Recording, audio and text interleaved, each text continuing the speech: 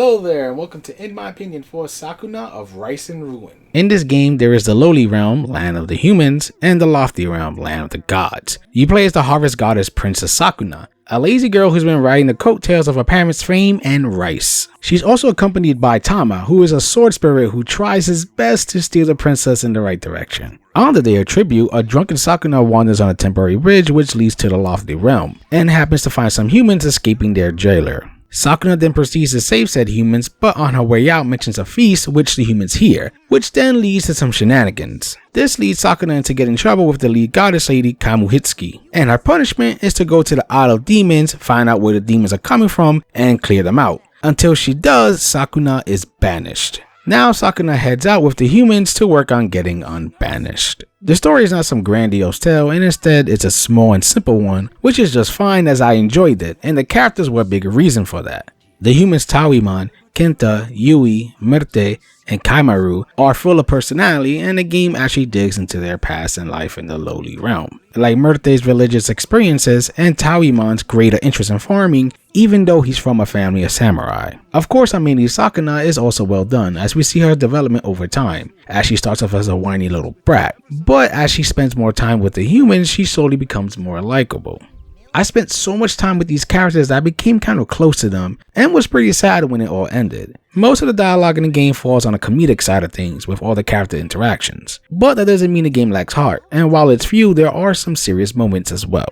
I will say while the plot for the most part wraps up nicely, there are still two plot points that seem to get little to no expansion, leaving you thinking, what happened with that? This game is a mix of action hack and slash and a rice farming sim. The combat has you using your farming tools as weapons, which there is a fast one-handed tool and a slower yet more powerful two-handed tool. You can smack an enemy from any direction, even launching them, which can lead into more combos. There's also your divine raiment, which is a very important tool for combat. Using this, you can grab onto your enemies to fling them around, to reach them as they get higher into the air to continue combos, dodge behind them, and more. It also comes in handy in traversing the environment to help you get around those hard to reach places and find secret treasure. Another aspect that's very important is gathering. As you may have noticed while killing, items do drop, such as meat and amber. You can also find mining spots for ore and bushes for other materials. Time does pass while you play, and once it hits night, enemies do become stronger, but at the same time they can also drop specific items only available at night.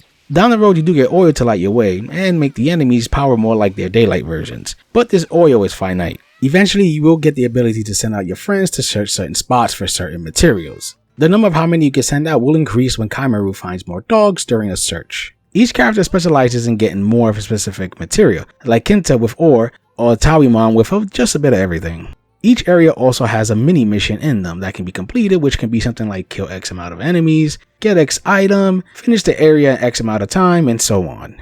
Doing this increases your stars, which in turn unlocks more gathering points for your friends, but most importantly, unlocks more areas so you can then proceed further into the story. While you're not out and about, you will be in your home base, and it's here where you can do multiple things, such as making clothing and weapons with materials you've been gathering. Each piece of clothing and weapon you get has special abilities within them called spirit bows that offer enhancements, like better defense against water or increasing drops. And you can increase the effectiveness of these bows by using some more materials or completing specific actions which the clothing or weapon will tell you. There are also some blank slots in your equipment that you can put some bows you find around the world, and leveling them up just takes some amber. You can also make a dinner menu while you're at home, which depending on what you cook will give you certain stat boosts for the next day. And it's not only important to eat for that, but it's also how you heal. As you can tell, there's a rice bowl emblem on the upper left, and while it's full, it will refill the health you lose in combat, but only when you're away from the enemies. But this does not last forever, and you must eat to get it full again. In the same house, you will also get the option later on to play a little mini game of protecting a tree, and you'll also be able to order straight from the capital of the lofty realm for more food and building materials. All you have to do is pay in rice. Speaking of rice, that is a very important aspect to this game, as it acts as your experience for Sakuna since you don't level up from battle. As you go through the seasons, you will plant rice and take care of your crops through the fertilizer you make and how you water your field. The main goal is to sort, till, plant, harvest, dry, thresh, and hoe your rice, all before the winter season comes along, and then do the same thing again after winter. When you finish this, the game then shows you how well you did with your rice and how much each of your stats increased. While the rice is important for raising your stats, the other positive factor is giving you brand new skills for combat, like using the raiment to give the enemies debuff effects, or a brand new attack for your weapons. And the weapon attacks can be leveled up the more you use them, becoming more powerful. but both of these do use up your magic meter that is shown below Sakuna, which does regenerate by itself. You can have Tawimon do all the rice work, but this yields a less than stellar harvest. I was quite pleased how fun and fast and responsive the combat was. It's pretty straightforward stuff, but it can get rather hectic as the game throws multiple foes at you, and all of a sudden you're swinging around like crazy while taking down the demons. All the attacks you pull off have a nice impact to them, leaving you very satisfied when you land a hit and send the enemy flying into the air or one another. There's even a parry attack you can pull off by simply timing a button press at the right time, which leaves the enemy dazed for a bit and easier to launch, which adds a bit more fun and strategy to an already great combat system. I just wanted to keep hitting an enemy even after they were dead to see how big of a combo I could pull off. It's all rather addicting. There are some combat scrolls you can find around the world that teaches you the basics of combat, but to be honest, you don't really need them, it's just nice to have. If you want to just mess around and polish your skills, there's a training cave at your home base, which lets you mess around with some settings like how many enemies will appear.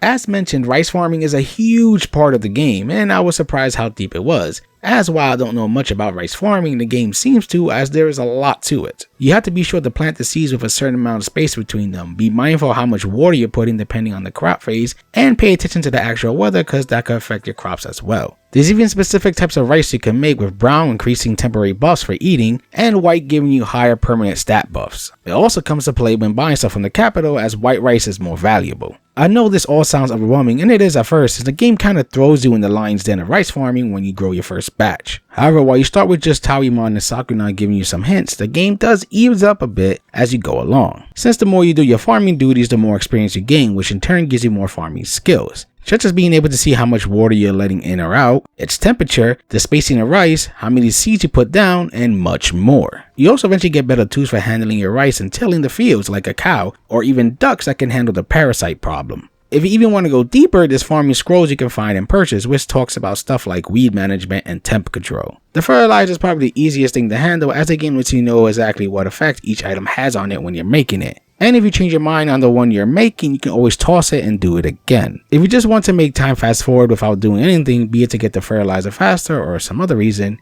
you can easily sit on the porch and pick how many hours you want to pass. What I don't appreciate is some farming abilities and tools are only unlocked if you do a certain thing to trigger an event, and the game expects you to just know it somehow. For example, you can use Amber to pay Lady Kamuhitsuki to change the weather for the next day however you like, so this can help dry your rice faster. Though to get said ability, you must talk to Tawimon during the rain and ask about rice to trigger it. I never really did this, so I didn't get said ability till I was getting close to the end of the game.